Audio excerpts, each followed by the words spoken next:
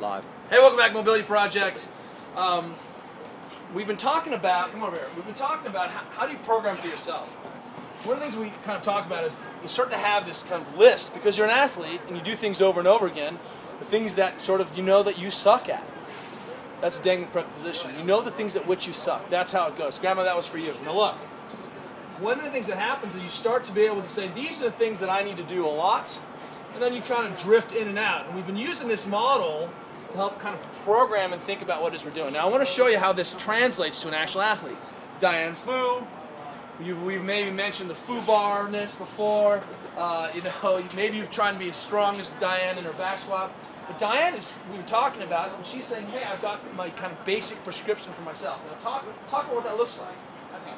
So there's 4, sometimes 5, it depends on the day and the amount of time that I will absolutely do before I lift, right? So first things first, there's four things I prioritize. Number 1 is thoracic spine. So I'll come over here on my roller, you know, get down. How long do you do per thing, Doc? Couple minutes, like I count it, sometimes about 20 passes up and down. What I'll really feel for is I get into a good position bridge, and I'll just start stroking up and down that thoracic spine, trying to open myself up. I'll usually be able to get, in a couple minutes, some really good pops. It'll make me feel nice and open, so that's kind of where I start. So you feel like you stop, like when you start, you're like, I've made some change? Yes. It's open. Yeah, I'm open, I'm done. And then this goes down and I move on. So. And one of the things we've noticed is that, like, look, Diane's an Olympic lifter. You know, you Olympic lift, so you start to look like an Olympic lifter. You start to have patterns of dysfunction that reflect what your chief sport is, right? So you sort of know where you're going to be tight. Yes, yes. Check. Exactly. So I start there. Once my spine's open, I'll come over here, test. Right, okay, here I go. I've got, you know, bad rack position, so I'll grab the bar, get in. How tight am I today? Pretty tight. Put the bar down and start hammering in on that kind of distal head of the tricep, and just kind of start working my way in, finding some tight bits. Because you've got supple triceps. I've got weak, supple triceps, so they typically respond pretty fast. And so after about like maybe, hey, what's up, BFF? Friends for life. Friends for life.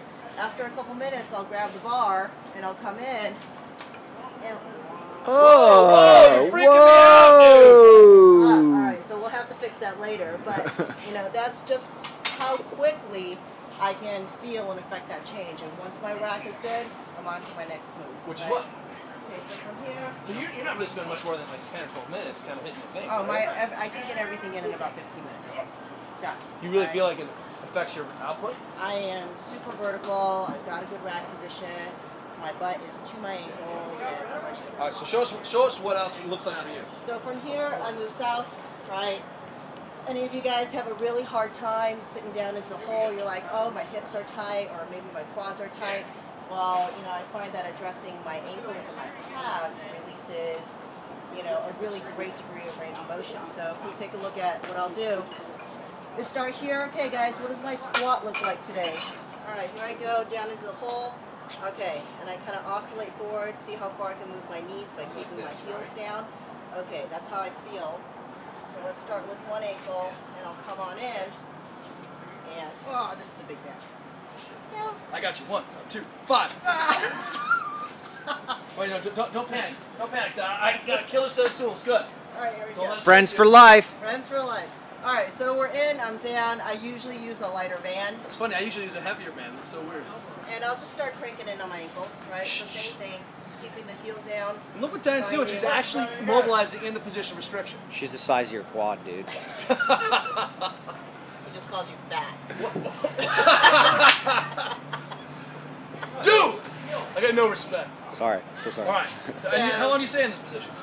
Yeah, a couple minutes until I start feeling some change, right? And it's usually not that long, and I'll just be hammering in on all the angles. Look at hunting around, hunting for her vector, knowing where she's tightest best.